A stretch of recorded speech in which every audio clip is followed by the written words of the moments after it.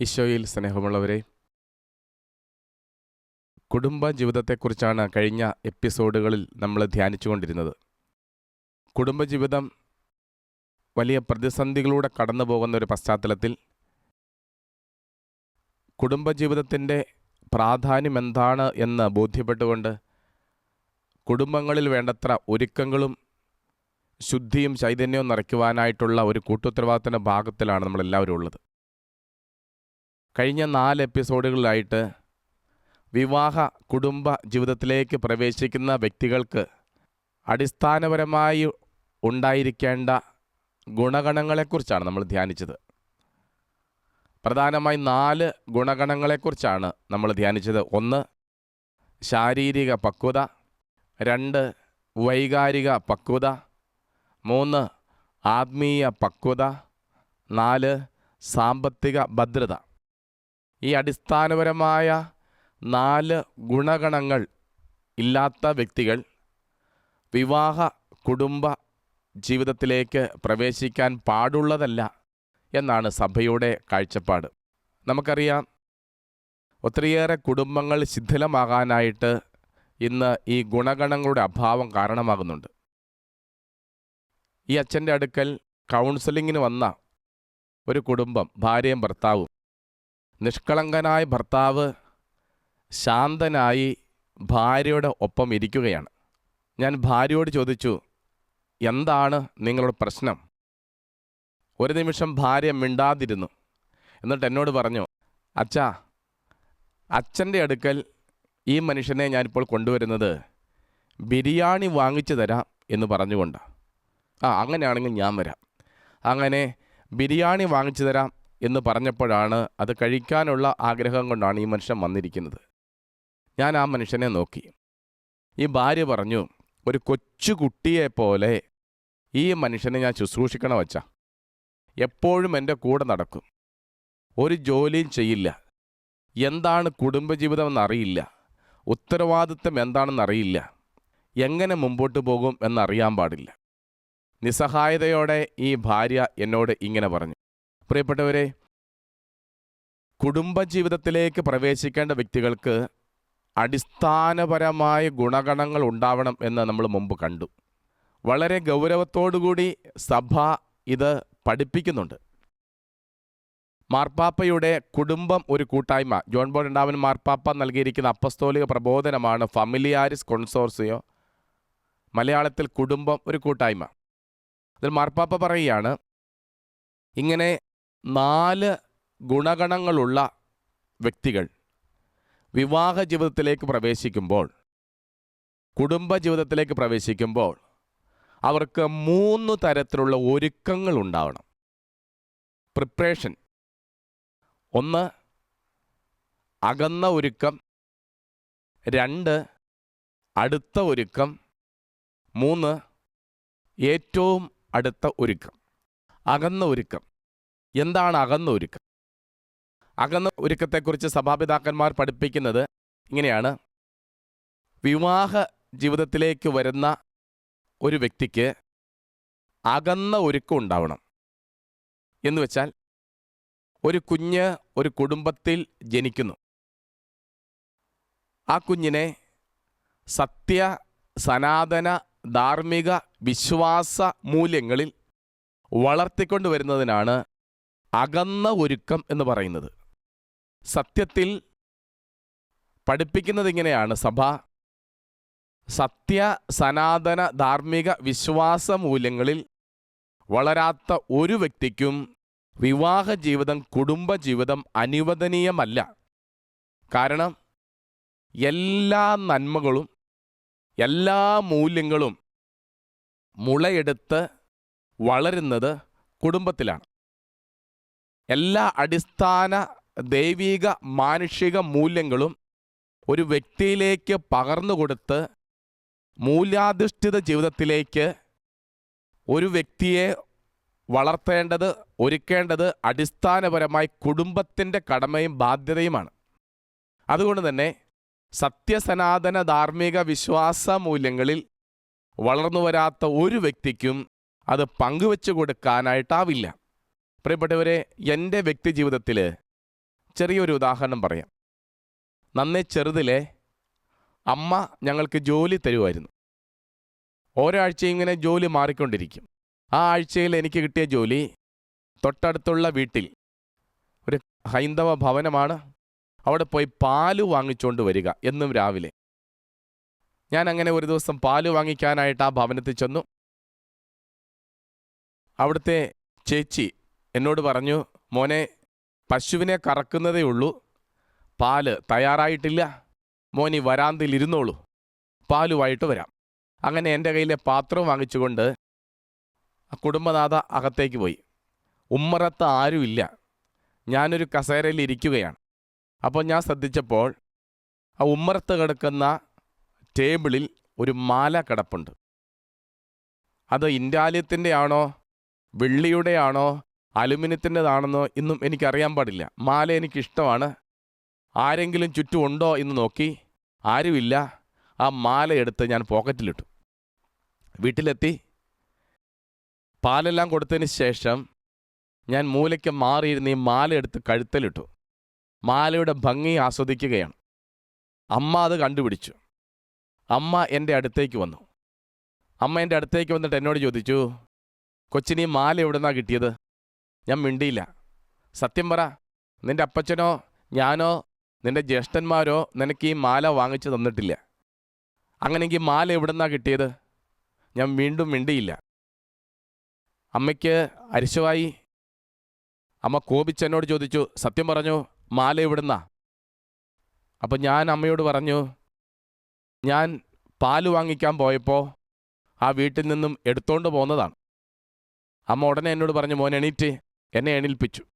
ആ വീട്ടിലേക്ക് അമ്മ പോകുകയാണ്. എന്നോട് ഒപ്പം വരാനായിട്ട് പറഞ്ഞു. ആ വീട്ടിൽ ചെന്നിട്ട് അവരോട് പറഞ്ഞു, ആ മാല അമ്മ എനിക്ക് വാങ്ങിച്ചു തരാൻ പോകുകയാണ് എന്നാണ് ഞാൻ വിചാരിച്ചത്. അതുകൊണ്ട് വളരെ സന്തോഷത്തോടു കൂടി ഞാൻ അമ്മയുടെ ഒപ്പം പോകുന്നുണ്ട്. ആ വീട്ടുമുറ്റത്ത് ചെല്ലുമ്പോൾ ആ വീട്ടിലുള്ള എല്ലാവരും ഉമ്മറത്തിരുന്ന് വർത്തമാനം പറയുന്നുണ്ട്. അമ്മ എന്നെ മുമ്പിലേക്ക് മാറ്റി നിർത്തി. എന്നിട്ട് അവിടുത്തെ കുടുംബാംഗങ്ങളോട്, പ്രത്യേകിച്ച് ആ ചേച്ചിയോട് പറഞ്ഞു, കൊച്ചു രാവിലെ ഇവിടെ പാല് വാങ്ങിക്കാൻ വന്നപ്പോൾ ഇവിടെ നിന്നൊരു മാല എടുത്തുകൊണ്ട് പോന്നു. എന്നിട്ട് അമ്മ എന്നോട് പറഞ്ഞു, മോനെ മാല എടുത്തേ. ഞാൻ എൻ്റെ പോക്കറ്റിൽ നിന്ന് മാല എടുത്തു. അമ്മ പറഞ്ഞു, ആ ചേച്ചിയുടെ കയ്യിലേക്ക് കൊടുത്തേ. ഞാൻ കൊടുത്തു. എന്നിട്ട് അമ്മ എന്നെ അമ്മയുടെ മുഖത്തേക്ക് തിരിച്ചു നിർത്തി. എന്നിട്ട് എന്നോട് പറഞ്ഞു, മേലിൽ മോഷ്ടിക്കില്ല എന്ന് പറഞ്ഞേ. വളരെ അരിശത്തോടാണ് അമ്മ എന്നോട് പറയുന്നത്. എനിക്കാകെ സങ്കടമായിപ്പോയി. ഞാൻ ചെയ്തത് അത്രയും ഗൗരവമായ തെറ്റാണ് എന്ന് അപ്പോഴും എനിക്ക് മനസ്സിലായിരുന്നില്ല. ഞാൻ കണ്ണീരോട് അമ്മയോട് പറഞ്ഞു, ഞാനിനി മോഷ്ടിക്കില്ല. ഉടനെ അമ്മ പറഞ്ഞു, എന്നോടല്ല ഇവരോട് പറ. എന്നെ തിരിച്ചു നിർത്തി. ഞാൻ കരഞ്ഞുകൊണ്ട് വിങ്ങി ഞാൻ അവരുടെ മുഖത്ത് നോക്കി പറഞ്ഞു, ഞാനിനി മോഷ്ടിക്കില്ല. ഇത്രയായപ്പോൾ അമ്മ എന്നെ കെട്ടിപ്പിടിച്ചിട്ട് പറഞ്ഞു, നല്ല മിടുക്കനാണ്, നല്ല കൊച്ചാണ് കേട്ടോ, സാരമില്ല എന്ന് പറഞ്ഞ് അവരോട് പറഞ്ഞു, ഞങ്ങൾ പോകുക കേട്ടോ എന്ന് പറഞ്ഞ് എന്നെ കൂട്ടിക്കൊണ്ട് പോന്നു. എത്രയോ വർഷം മുമ്പ് നടന്നൊരു സംഭവമാണ്. എൻ്റെ നന്നേ ചെറുതിലേ നടന്നൊരു സംഭവമാണ്. പക്ഷെ അതിനുശേഷം വളർന്നു വലുതായി എത്രയോ പണം കൈകാര്യം ചെയ്തിട്ടുണ്ട്, കൈകാര്യം ചെയ്യുന്നുമുണ്ട്. അർഹതയില്ലാത്ത ഒരു രൂപയ്ക്ക് നേരെ എൻ്റെ കൈ നീളാത്തതിന് കാരണം നന്നേ ചെറുപ്പത്തിലെ ചില അടിസ്ഥാനപരമായ സത്യങ്ങളും മൂല്യങ്ങളും ഹൃദയത്തിൽ മാതാപിതാക്കൾ എഴുതി വച്ചു. അർഹതയില്ലാത്തത് എടുക്കരുത്, സ്വന്തമല്ലാത്തതൊന്നും അവകാശപ്പെട്ടതല്ല, അതുകൊണ്ട് അന്യൻ്റെ ഒന്നും അനുവാദമില്ലാതെ എടുക്കാൻ പാടില്ല എന്നുള്ള വലിയ ഒരു സത്യം ആ അനുഭവത്തിലൂടെ ഞാൻ പഠിച്ചെടുത്തു. എൻ്റെ ജീവിതത്തിലെ ചെറിയൊരു ഉദാഹരണം പറഞ്ഞത് ഞാൻ മുമ്പ് പറഞ്ഞ കാര്യം അല്പം കൂടി സാധൂകരിക്കാൻ വേണ്ടിയിട്ടാണ്. അടിസ്ഥാന മൂല്യങ്ങളിൽ ഒരു കുഞ്ഞിനെ വളർത്തിയെടുക്കുന്നതാണ് അകന്ന ഒരുക്കം എന്നതുകൊണ്ട് മാർപ്പാപ്പ വിവക്ഷിക്കുക. അങ്ങനെ അടിസ്ഥാന ദൈവിക മാനുഷിക ഗുണഗണങ്ങൾ വളർന്ന വ്യക്തി മാത്രമേ കുടുംബ ജീവിതത്തിലേക്ക് പ്രവേശിക്കാവൂ. അപ്പോൾ ഒന്ന്, അകന്ന ഒരുക്കം. അതുകൊണ്ടാണ് പലപ്പോഴും പ്രാർത്ഥനയുടെ കുറവുള്ളവർ, ജീവിതത്തിൽ അങ്ങനെ മൂല്യങ്ങളെ ഗൗരവത്തോടെ കണക്കാക്കാത്തവരോടൊക്കെ ബഹുമാനപ്പെട്ട അച്ഛന്മാർ പറയുക, ഒരാഴ്ച വന്ന് കുർബാനയിൽ പങ്കുചേര്, അല്ല ഇന്ന പുണ്യപ്രവർത്തികളൊക്കെ ചെയ്യുക, വേണ്ടത്ര ഒരുക്കത്തോടുകൂടി വേണം എന്നൊക്കെ ആവശ്യപ്പെടാൻ കാരണം ഇത് തന്നെയാണ്. അത് അവർക്കൊരു ഓർമ്മയോ മുന്നറിയിപ്പ് കൊടുക്കാൻ വേണ്ടിയിട്ട്. അപ്പോൾ ഒന്ന്, അകന്ന ഒരുക്കം. രണ്ട്, അടുത്ത ഒരുക്കമാണ്. എന്താണ് അടുത്ത ഒരുക്കം? കുടുംബജീവിതത്തിലേക്ക്, വിവാഹ ജീവിതത്തിലേക്ക് പ്രവേശിക്കുന്ന വ്യക്തിക്ക് അടുത്ത ഒരുക്കം ഉണ്ടാവണം. മാർപ്പാപ്പ ഇവിടെ പറയുന്നത് സത്യ സനാതന ധാർമ്മിക വിശ്വാസ മൂല്യങ്ങളിൽ വളർന്നു വരുന്ന വ്യക്തി വിവാഹപ്രായമായി കുടുംബജീവിതത്തിലേക്ക് പ്രവേശിക്കുന്ന സമയം 3 അതിലധികം മുഴുവൻ ദിവസങ്ങളിലോ വിവാഹിതരാകാൻ പോകുന്ന യുവജനങ്ങൾ ഒരുമിച്ച് വന്ന് പ്രാർത്ഥിച്ച് പഠിച്ച് ഒരുങ്ങുന്നു. അതാണ് അടുത്ത ഒരുക്കം എന്നതുകൊണ്ട് വിവക്ഷിക്കുക. അതാണ് പിന്നീട് മാരേജ് കോഴ്സുകൾ, മാരേജ് പ്രിപ്പറേറ്ററി സെമിനാറുകൾ, വിവാഹത്തിനൊരുക്കമായിട്ടുള്ള ക്ലാസ്സുകൾ ഒക്കെ ആയി മാറുന്നത്. ഇതാണ് സത്യത്തിൽ അത് അത്യാവശ്യമാണ്, വളരെ അത്യാവശ്യമാണ്. കാരണം ഒരു കുടുംബജീവിതം നയിക്കുന്ന വ്യക്തി ഒത്തിരി കാര്യങ്ങൾ ജീവിതത്തിൽ അറിഞ്ഞിരിക്കണം. ഉദാഹരണമായിട്ട് ഒരു കുഞ്ഞിനെ വളർത്തിക്കൊണ്ട് വരിക എന്നത് കേൾക്കാൻ എളുപ്പമാണ്, പക്ഷേ അത് ബുദ്ധിമുട്ടേറിയ ഒരു ഉത്തരവാദിത്വമാണ്. ഒരു കുഞ്ഞിൻ്റെ വളർച്ച എന്ന് പറയുന്നത് ഓരോ ഘട്ടത്തിലും അവൻ്റെ സ്വഭാവ രൂപവൽക്കരണത്തിനനുസരിച്ച് ആ കുഞ്ഞിനെ വളർത്തിയെടുക്കുക എന്നത് വളരെ ശ്രമകരമായൊരു കാര്യമാണ്. അതിനെക്കുറിച്ച് അറിവില്ലാത്തൊരു വ്യക്തിക്ക് അത് എളുപ്പമുള്ള കാര്യമില്ല. കുടുംബത്തിലുള്ള ആശയവിനിമയം, ഭാര്യയും ഭർത്താവും, മാതാപിതാക്കളും മക്കളും, അയൽവക്കക്കാർ തുടങ്ങിയവരോടുള്ള ആശയവിനിമയം വളരെ പ്രധാനപ്പെട്ട ഒരു കാര്യമാണ്. ഗർഭധാരണം, പ്രസവം, ശിശുപരിപാലനം വളരെ ഗൗരവമായ കാര്യമായതുകൊണ്ട് അതിനെക്കുറിച്ച് ഗൗരവമായ അറിവ് നിശ്ചയമായി വിവാഹത്തിലേക്ക് പ്രവേശിക്കുന്ന വ്യക്തികൾക്കുണ്ടാവണം. അതുകൊണ്ട് തന്നെ ഈ കാര്യങ്ങളെക്കുറിച്ചുള്ള അവധാനപൂർണമായ പഠനവും വ്യക്തികൾ ഒരുങ്ങാനായിട്ട് പ്രാർത്ഥിച്ചൊരുങ്ങുകയും ചെയ്യുന്ന കാര്യങ്ങളാണ് ഈ അടുത്ത ഒരുക്കത്തിൽ സംഭവിക്കുക. മാരേജ് കോഴ്സുകളിലും വിവാഹവുമായി ബന്ധപ്പെട്ട സെമിനാറുകൾ, ക്ലാസ്സുകൾ, ചർച്ചകൾ, സിംപോസിയങ്ങൾ ഇതൊക്കെ വളരെ ഗൗരവമാണ്. ഒരു കാരണവശാലും അത് ഒഴിച്ചുകൂടാവുന്നതല്ല. അതുകൊണ്ട് തന്നെ കത്തോലിക്കാ സഭയിൽ വിവാഹത്തിനൊരുക്കമായുള്ള കോഴ്സ്, സെമിനാർ കൂടാതെ ആരെ വിവാഹത്തിലേക്ക് പ്രവേശിപ്പിക്കാതിരിക്കാനുള്ള കാരണം അത് തന്നെയാണ്. കുടുംബജീവിതത്തിലേക്ക് പ്രവേശിക്കുന്ന വ്യക്തിക്ക് ഈ കാര്യങ്ങളെക്കുറിച്ച് ഗഹനമായ അറിവുണ്ടാവണം എന്ന് സഭ ആഗ്രഹിക്കുന്നു. അപ്പോൾ അകന്ന ഒരുക്കമായി, അടുത്ത ഒരുക്കമായി. മൂന്നാമതായിട്ടുള്ളതാണ് ഏറ്റവും അടുത്ത ഒരുക്കം. ഈ ഏറ്റവും അടുത്ത ഒരുക്കത്തിൽ സംഭവിക്കുന്നത് എന്താ? അതിനെക്കുറിച്ച് വ്യക്തമായ ഒരു കാഴ്ചപ്പാട് കുടുംബജീവിതത്തിലേക്ക് ഒരുങ്ങുന്ന വ്യക്തികൾക്ക് ഉണ്ടാവേണ്ടതാണ്. ഒന്ന്, മാതാപിതാക്കളുടെയും ഗുരുഭൂതരുടെയും മുതിർന്നവരുടെയും അധികാരികളുടെയും അനുഗ്രഹ ആശസ്സുകൾ വാങ്ങിക്കുക. അതാണ് ഒന്നാമത്തെ കാര്യം. അതിനാണ് വിവാഹാർത്ഥിയുടെ ഭവനത്തിൽ വിവാഹത്തിൻ്റെ തലേ ദിവസം നടത്തുന്ന പ്രാർത്ഥനാ ചടങ്ങ്. കാരണം കത്തോലിക്കാ സഭയുടെ പാരമ്പര്യമനുസരിച്ച് ഏതൊരു കൂദാശയ്ക്കും കൂദാശാർത്ഥിയെ ഒരുക്കുന്നത് ഇടവക സമൂഹത്തിൻ്റെയും കൂടെ ബാധ്യതയാണ്. അതുകൊണ്ടാണ് ഇടവക ദേവാലയത്തിൽ വിവാഹം ഉറപ്പിച്ചു കഴിയുമ്പോൾ അത് വിളിച്ചു ചൊല്ലുന്നത് ഈ ഇടവക സമൂഹത്തിൻ്റെ പ്രാർത്ഥനയും സഹായവും അനുവാദവും ലഭിക്കുന്നതിന് വേണ്ടിയിട്ടാണ്. അതുകൊണ്ട് മധുരകരമായ വിവാഹ ജീവിതത്തിലേക്ക് ഈ വ്യക്തിയെ പ്രവേശിപ്പിക്കട്ടെ എന്ന് അനുവാദം ചോദിക്കുന്ന അടയാളം അത് മധുരം വയ്ക്കട്ടെ. അങ്ങനെ മധുരം വയ്ക്കുന്നു, പ്രാർത്ഥിച്ചൊരുക്കുന്നു. പ്രിയപ്പെട്ടവരെ, ഏറ്റവും അടുത്ത ഒരുക്കം രണ്ടാമത് വ്യക്തിപരമായി പ്രാർത്ഥിച്ചൊരുങ്ങുക എന്നതാണ്. പൊതുസമൂഹത്തിൻ്റെ മാതാപിതാക്കളുടെയും ഗുരുജനങ്ങളുടെയും അധികാരികളുടെ അനുഗ്രഹ സ്വീകരണം, ഒപ്പം തന്നെ വ്യക്തിപരമായി ദിവസങ്ങൾ പ്രാർത്ഥിച്ചൊരുങ്ങണം. അതിലൊന്നാണ് വിവാഹ കുമ്പസാരം, പരിപൂർണമായൊരു കുമ്പസാരം. എല്ലാ പാപങ്ങളും, ചെറുതോ വലുതോ, മാരകമോ ലഘുവോ ആയിട്ടുള്ള എല്ലാ പാപങ്ങളും പരിപൂർണമായി ഏറ്റുപറഞ്ഞ് പരിപൂർണമായ ഒരു ശുദ്ധിയോടുകൂടി വേണം കൂദാശയിലേക്ക് പ്രവേശിക്കാൻ. പാപാവസ്ഥയിൽ കൂദാശയിലേക്ക് പ്രവേശിച്ചാൽ ആ പാപം അതിൽ ഉറക്കപ്പെടുകയും അത് പിന്നെ വിട്ടൊഴിയുകയും ചെയ്യുന്നില്ല. പിന്നീട് അത് കുടുംബജീവിതത്തിൻ്റെ തകർച്ചയ്ക്കും അസ്വസ്ഥതയ്ക്കും കാരണമാകും എന്ന സത്യം വിവാഹത്തിനൊരുങ്ങേണ്ടവർ ഓർത്തിരിക്കേണ്ടതാണ്. അപ്പോൾ ലോഗോസ് ക്വിസ് നാളെ 10 മണിക്ക് തുടങ്ങും. എല്ലാവരും നേരത്തെ എത്തണം. അപ്പോൾ ശരി മക്കളെ.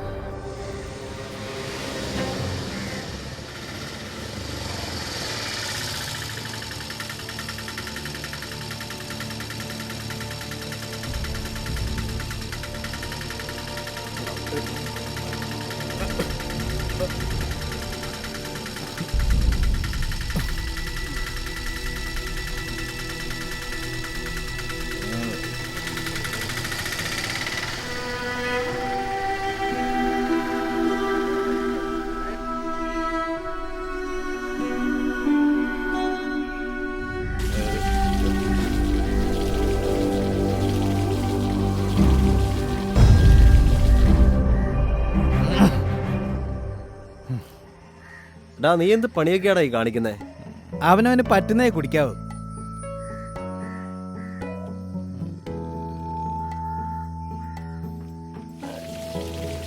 കുടിച്ച് ഓഫായതും പോരാ, വാള് വെച്ച് കൊളാക്കിയില്ലേ? ഒന്നും പറയണ്ടളിയാ, പറ്റിപ്പോയി. എടാ, നീ ഒരു സൺഡേ സ്കൂൾ അധ്യാപകനല്ലേ? ആരെങ്കിലും കണ്ടാലുള്ള അവസ്ഥ നീ ചിന്തിച്ചിട്ടുണ്ടോ? അതിനൊക്കെ എനിക്ക് ബുദ്ധിയുണ്ട്. ഈ സ്ഥലമുണ്ടല്ലോ, വീട്ടിൽ നിന്ന് ഒത്തിരി അകലെയാ. ഇവിടെ ആർക്കും തന്നെ അറിയില്ല. നാട്ടിലൊക്കെ എന്തൊരു ഡീസന്റ് പാർട്ടിയാ. അത് ശരിയാ, പക്ഷെ കള്ള് കുടിച്ചാൽ വഴി കിടക്കും. ഞാൻ വഴി കിടന്നാലെന്താ? എൻ്റെ ചങ്ക് ഫ്രോസില്ലേ, എന്നെ നോക്കാൻ. അതാണ്ടേ അവളാ. ആരാടാ, ടെസിയാണോ? ഹലോ. ആ ആ അയ്യോ, എൻ്റെ ഫോൺ ഓഫായി പോയി. നീ ഓഫായിന്ന് പറയടാ, ചുമ്മാ ഇരടാ. അല്ല, ഇതിവിടെ പറഞ്ഞ. ഓ ശരി, കാണാം. എന്താടാ? ആ, അവൾക്ക് വൈകുന്നേരം ഒന്ന് കാണണമെന്ന്. എടാ, സമയം പോയി, നമുക്ക് പോയാലോ? പോവാം. ഇന്ന് ലോഗോസ് ഉള്ളതാ, പിള്ളേർക്ക് എന്തെങ്കിലും പറഞ്ഞു കൊടുക്കണം. വല്ലാത്ത തൊലിക്കെട്ടി തന്നെ നിനക്ക്. നാട്ടിൽ നമ്മൾ ഡീസൻ്റാ.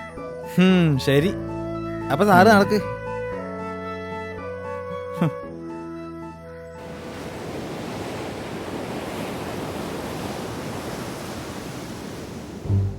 ഞാൻ സീരിയസ് ആയിട്ടാ പറയുന്നത്. എടി, കൂൾ കൂൾ കൂൾ. ചേട്ടായിക്ക് എല്ലാം തമാശയാ. എൻ്റെ പെണ്ണെ, എന്തിനാ ഇങ്ങനെ ടെൻഷൻ അടിക്കുന്നേ? വാ, അവിടെ പോയിരിക്കാം.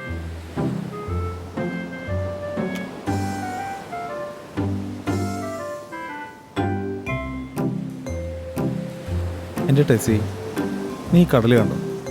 എത്ര സുന്ദരാ. ഇവിടുത്തെ കാറ്റ് കൊള്ളുമ്പോൾ മനസ്സിനൊരു കുളിർമയാ.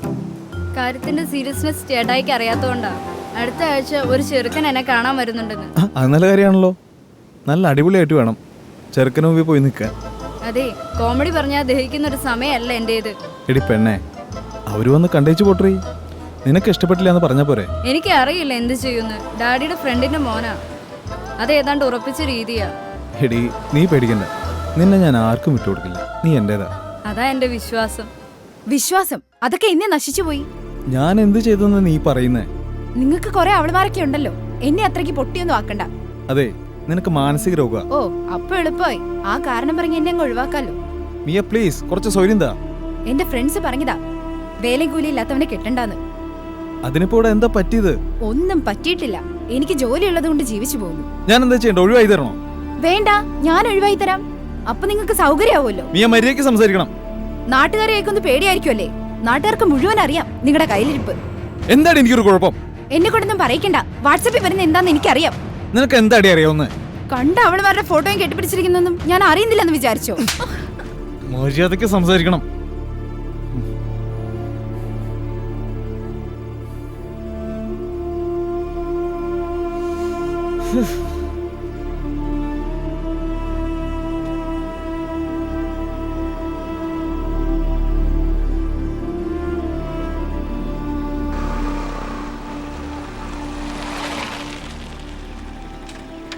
ഏയ് അജോ. ആ, ആൽവിനെ, എത്ര നാളായിടെ കണ്ടിട്ട്? ഞാനിവിടെ തന്നെയുണ്ട്. നീയല്ലേ ഞങ്ങളേക്ക് വിട്ടിട്ട് പോയത്? ഒന്നും പറയണ്ട. വീടും സ്ഥലമൊക്കെ വിറ്റ് അപ്പച്ചൻ നാട്ടിലേക്ക് പോയ പിന്നെ ഒരു കോണ്ടാക്റ്റും ഇല്ലാണ്ടായി. നീ ഇപ്പൊ എന്താ ചെയ്യുന്നത്? ഞാനോ? സെന്റ് മേരീസ് പള്ളിയില് ഇടവക വികാരിയാ. എന്താണ് അന്തം വിട്ട് നിൽക്കുന്നത്? അപ്പൊ അച്ഛനാണല്ലേ? പിന്നെ എന്തുണ്ട് വിശേഷം? എന്ത് വിശേഷം? നിന്റെ കല്യാണമൊക്കെ കഴിഞ്ഞോ? കല്യാണമൊക്കെ കഴിഞ്ഞിട്ട് 1 വർഷമായി. അപ്പോഴൊന്ന് ഒതുങ്ങിയല്ലേ? അതെന്താ അങ്ങനെ പറഞ്ഞത്? നിന്റെ കുറച്ച് കാര്യങ്ങളൊക്കെ അഖില് പറഞ്ഞായിരുന്നു. പിന്നെ നിന്റെ ഭാര്യയുടെ പേരെന്താടാ? മിയ. അന്വേഷണം പറഞ്ഞേക്കണ കേട്ടോ. അതിനവള് വീട്ടിലില്ല. വീട്ടിലില്ലെന്നോ? എന്തു പറ്റി? അവള് പിണങ്ങിപ്പോയി അവളുടെ വീട്ടിലേക്ക്. എന്താ കാരണം? എപ്പോഴും സംശയമാണ്. എനിക്ക് ഒന്നിനും ഒരു സ്വാതന്ത്ര്യമില്ല. വാട്സപ്പിൽ എനിക്കൊരു മെസ്സേജ് വന്നാലും അടുത്ത വീട്ടിലെ പെണ്ണുങ്ങൾ എന്നോട് സംസാരിച്ചാലും ഒക്കെ സംശയമാണ്. എനിക്ക് മടുത്തു. അതൊക്കെ സംസാരിച്ച് ക്ലിയർ ചെയ്തൂടെ? അതൊന്നും ശരിയാവത്തില്ല. കഴിഞ്ഞ ദിവസം ഞാനൊന്ന് കൊടുത്തു. ഛേ, ഭാര്യയെ തല്ലുന്ന ആണത്തൊന്നുമില്ല. വേണമെന്ന് വിചാരിച്ച് ചെയ്തതല്ല, പറ്റിപ്പോയി. നീ പോയി ക്ഷമ പറഞ്ഞ് അവളെ വിളിച്ചോണ്ട് വാ. അതൊന്നും നടക്കില്ല. നിനക്കിപ്പോഴും ആ പഴയ പെൺകൊച്ചുമായിട്ട് എന്തെങ്കിലും ഉണ്ടോ? ഏയ് ഒന്നുമില്ല. അതൊക്കെ കല്യാണത്തോടെ നിർത്തി. വെള്ളമടിയുണ്ടോ? ഏയ് അതും നിർത്തി. ഇതൊക്കെ എങ്ങനെ അറിയുന്നത്? അഖില് പറഞ്ഞു. ഞാൻ എന്താ ചെയ്യണ്ടേ? എനിക്കറിയില്ല. ഞാൻ ഒരു കാര്യം ചോദിക്കട്ടെ, നീ കല്യാണ കുമ്പസാരം നടത്തിയോ? ഓ, സത്യസന്ധമായാണോ കുമ്പസാരിച്ചത്? അങ്ങനെ ചോദിച്ചാ എൻ്റെ അച്ഛോ, ഞാൻ സൺഡേ സ്കൂൾ അധ്യാപകനാ. വികാരച്ചനാണേല് ബെസ്റ്റ് ഫ്രണ്ടും. അപ്പൊ പിന്നെ പലതും പറഞ്ഞില്ല അല്ലേ? ചില കാര്യങ്ങൾ പറഞ്ഞാൽ എൻ്റെ മാന്യത നഷ്ടപ്പെടില്ലേ? കള്ളു കുടിച്ച് നടന്നതും പ്രേമിച്ച് നടന്നതും പറഞ്ഞോ? അതൊന്നും പറഞ്ഞാൽ ശരിയാവത്തില്ല. ഇപ്പൊ എനിക്ക് കാര്യങ്ങളൊക്കെ മനസ്സിലായി. വിവാഹത്തിനുള്ള ഏറ്റവും അടുത്ത ഒരുക്കത്തിന് ഉള്ള ഒരു കാര്യമാണ് വിവാഹ കുമ്പസാരം. അത് സത്യസന്ധമായിരിക്കണം. ചില പാപങ്ങൾ നീ മറച്ചു വെച്ച് കുമ്പസാരിച്ചപ്പോൾ അത് കള്ളക്കുമ്പസാരമായി മാറി. മാത്രമല്ല, പിന്നീട് ഈ നിമിഷം വരെയുള്ള എല്ലാ കുമ്പസാരങ്ങളും ഫലമില്ലാതായി. നിന്റെ ജീവിതത്തിലുണ്ടായ എല്ലാ പ്രശ്നങ്ങൾക്കും കാരണം ഇതാണ്. ദൈവവചനം പറയുന്നു, അയോഗ്യതയോടെ ഈ അപ്പം സ്വീകരിക്കുന്നവൻ തൻ്റെ തന്നെ ശിക്ഷാവിധിയാണ് ഭക്ഷിക്കുകയും പാനം ചെയ്യുകയും ചെയ്യുന്നത്. നിന്റെ ഭാര്യ സംശയരോഗിയായി മാറാൻ, നിന്റെ വീട്ടിൽ പ്രശ്നങ്ങളുണ്ടാവാൻ കാരണമെല്ലാം ഇതാണ്. ഞാനിപ്പോൾ എന്താണ് ചെയ്യേണ്ടത് അച്ഛാ? കുമ്പസാരിക്കണം. തെറ്റ് പറ്റിയതോർത്ത് കരഞ്ഞുകൊണ്ട് കുമ്പസാരിക്കണം.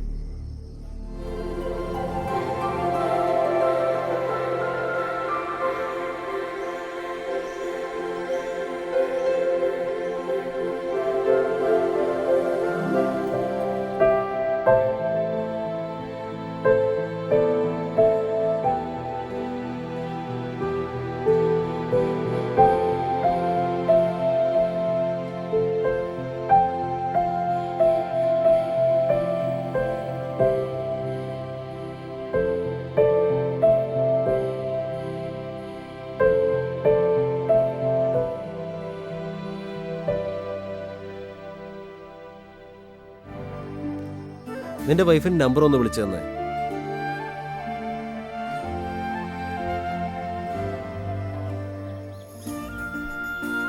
ഹലോ, മിയയല്ലേ? ഞാൻ ഫാദർ ആൽവിൻ വടക്കെടുത്ത്. എന്നാ മോളെ പ്രശ്നം? എനിക്ക് മടുത്തച്ചോ.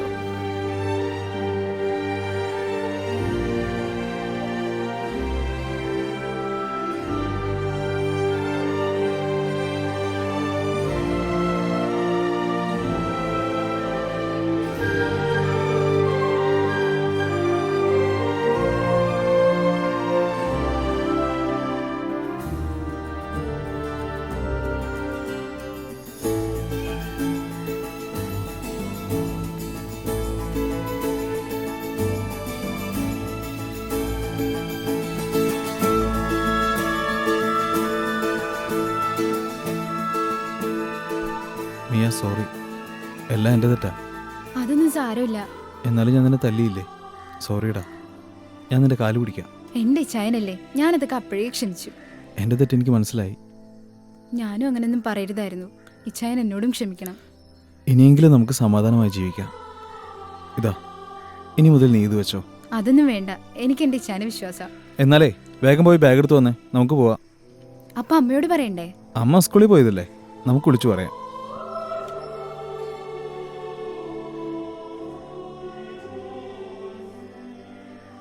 പ്രിയപ്പെട്ടവരെ, വിവാഹത്തിന്റെ ഏറ്റവും അടുത്ത ഒരുക്കത്തിലൊന്നാണ് വിവാഹ കുമ്പസാരം. അത് സത്യസന്ധമായിരിക്കണം. ഇടവക വികാരിയായതുകൊണ്ടും ഫ്രണ്ട്സ് അച്ഛന്മാരായതുകൊണ്ടും പലരും പലതും മറച്ചുവെച്ചു. ഫലം ഇന്ന് ജീവിതത്തിൽ സമാധാനവും സന്തോഷവുമില്ല. ഇതിനൊക്കെ ഒറ്റ പ്രതിവിധിയേ ഉള്ളൂ, സത്യസന്ധമായ കുമ്പസാരം. ഇന്നത്തെ നിന്റെ പ്രശ്നങ്ങളിൽ നിന്നും നിന്റെ രോഗങ്ങളിൽ നിന്നും നിന്നെ രക്ഷിക്കുവാൻ പശ്ചാത്താപത്തോടെയുള്ള കുമ്പസാരത്തിന് കഴിയും. വിവാഹത്തിനായിട്ട് ഒരുങ്ങേണ്ട വ്യക്തി വേണ്ടത്ര ഗൗരവം കാണിക്കാതെ, ആത്മീയമായ ശുദ്ധിയില്ലാതെ, കുമ്പസാരം പരിപൂർണമാവാതെ വിവാഹ ജീവിതത്തിലേക്ക് പ്രവേശിച്ചതുകൊണ്ടുണ്ടായ ദുരന്തങ്ങളും അതിൻ്റെ പ്രത്യാഘാതങ്ങളുമാണ് നമ്മളിപ്പോൾ ദർശിച്ചത്. അടുത്ത ഒരു കാര്യം നമസ്കാരം കേൾക്കൽ എന്ന ചടങ്ങാണ്. നമസ്കാരം കേൾക്കൽ എന്ന ചടങ്ങ് ഏറ്റവും അടുത്ത ഒരുക്കത്തിൽ പെടുത്താൻ കാരണം ഈ വ്യക്തി വിവാഹ ജീവിതത്തിലേക്ക് പ്രവേശിക്കാനുള്ള ക്വാളിറ്റി ഉള്ള വ്യക്തിയാണോ എന്ന് അതിന് അധികാരപ്പെട്ട വ്യക്തി ഇടവക വികാരി അച്ഛൻ പരിശോധിക്കുകയാണ് നമസ്കാരം കേൾക്കലെന്ന ചടങ്ങ്. ഏതാനും പ്രാർത്ഥനകൾ കാണാപ്പാഠം പഠിച്ച് അതച്ഛനെ പറഞ്ഞു കേൾപ്പിക്കുക എന്നതിലുപരിയായിട്ട് കുടുംബജീവിതത്തിലേക്ക് പ്രവേശിക്കാനുള്ള ശാരീരിക പക്വതയുണ്ടോ, വൈകാരിക പക്വതയുണ്ടോ, ആത്മീയ പക്വതയുണ്ടോ, സാമ്പത്തിക ഭദ്രതയുണ്ടോ, വേണ്ടത്ര ഒരുങ്ങിയിട്ടുണ്ടോ, പ്രാർത്ഥിച്ച് ആത്മീയ ശുദ്ധി വരുത്തിയിട്ടുണ്ടോ എന്നൊക്കെ വളരെ ആഴമായി പരിശോധിക്കുകയും പഠിക്കുകയും പഠിപ്പിക്കുകയും ചെയ്യുന്ന വളരെ ഗൗരവമായൊരു ചടങ്ങാണ് ബഹുമാനപ്പെട്ട വികാരിച്ചൻ്റെ അടുക്കൽ വിവാഹാർത്ഥി നടത്തുന്ന കൂടിക്കാഴ്ചയും പ്രാർത്ഥനയും. അപ്പോൾ ഏറ്റവും അടുത്ത ഒരുക്കത്തിൽ പിന്നപ്പെടുന്നത് വിവാഹവുമായി ബന്ധപ്പെട്ടുള്ള രേഖകൾ ക്രമീകരിക്കുക എന്നതാണ്. വിവാഹമായിട്ട് ഒരുക്കമായിട്ടുള്ള ഫോം പൂരിപ്പിച്ചു കൊടുക്കേണ്ടതുണ്ട്. അതുപോലെ തന്നെ ആവശ്യമായ കുറികളുടെ കാര്യം ക്രമീകരിക്കേണ്ടതുണ്ട്. നിയമപരമായി നൈയാമികമായി സൂക്ഷിക്കേണ്ടതും ക്രമീകരിക്കേണ്ടതുമായ രേഖകളുടെ ക്രമീകരണമാണ് അടുത്ത പ്രധാനപ്പെട്ട കാര്യം. പ്രിയപ്പെട്ടവരെ, അപ്പോൾ കുടുംബജീവിതത്തിലേക്ക് പ്രവേശിക്കാനുള്ള ഒരുക്കങ്ങളായി പറഞ്ഞു വന്നത് ഒന്നും കൂടെ ക്രോഡീകരിക്കുകയാണ്. എല്ലാവർക്കും അർഹതപ്പെട്ട ഒന്നല്ല വിവാഹമെന്ന് കൂദാശ. ഒരുക്കമുള്ളവരും കൃപയുള്ളവരുമാണ് സ്വീകരിക്കേണ്ടത്. അപ്പം അങ്ങനെ വിവാഹത്തിലേക്ക് കുടുംബജീവിതത്തിലേക്ക് പ്രവേശിക്കുന്ന വ്യക്തിക്ക് 1 ശാരീരിക പക്വതയുണ്ടാവണം, 2 വൈകാരിക പക്വതയുണ്ടാകണം, 3 ആത്മീയ പക്വതയുണ്ടാവണം, 4 സാമ്പത്തിക ഭദ്രതയുണ്ടാവണം. ഈ 4 ഗുണഗണങ്ങളോടുകൂടി ഒരുങ്ങുന്ന വ്യക്തിക്ക് വീണ്ടും 3 തരത്തിലുള്ള ഗൗരവമായ ഒരുക്കങ്ങളുണ്ടാവണം. 1 അകന്ന ഒരുക്കം, 2 അടുത്ത ഒരുക്കം, 3 ഏറ്റവും അടുത്ത ഒരുക്കം. ഇത്രയും ഒരുങ്ങിയാണ് ഒരു വ്യക്തി വിവാഹം എന്ന കൂദാശയിലേക്ക് പ്രവേശിച്ച് കുടുംബ ജീവിതത്തിലേക്ക് കടന്നു വരിക. അടുത്ത എപ്പിസോഡിൽ എന്തിനാണ് വിവാഹ ജീവിതത്തിലേക്ക് പ്രവേശിക്കുന്നത്, വിവാഹ ജീവിതത്തിൻ്റെ കടമകൾ എന്താണ് എന്നാണ് നമ്മൾ ധ്യാനിക്കുക. ഏറെ സ്നേഹത്തോടെ എല്ലാവർക്കും സ്നേഹാശംസകൾ പങ്കുവയ്ക്കുന്നു.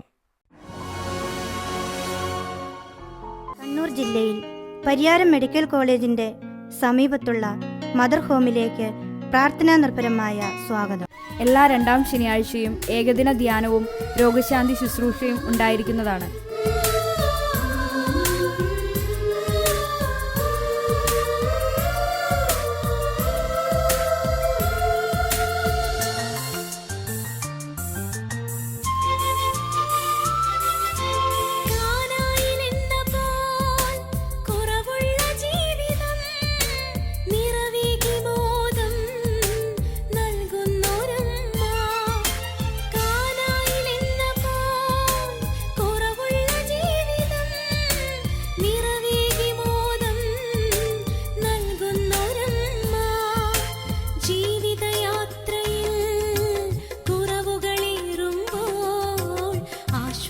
പൂമഴ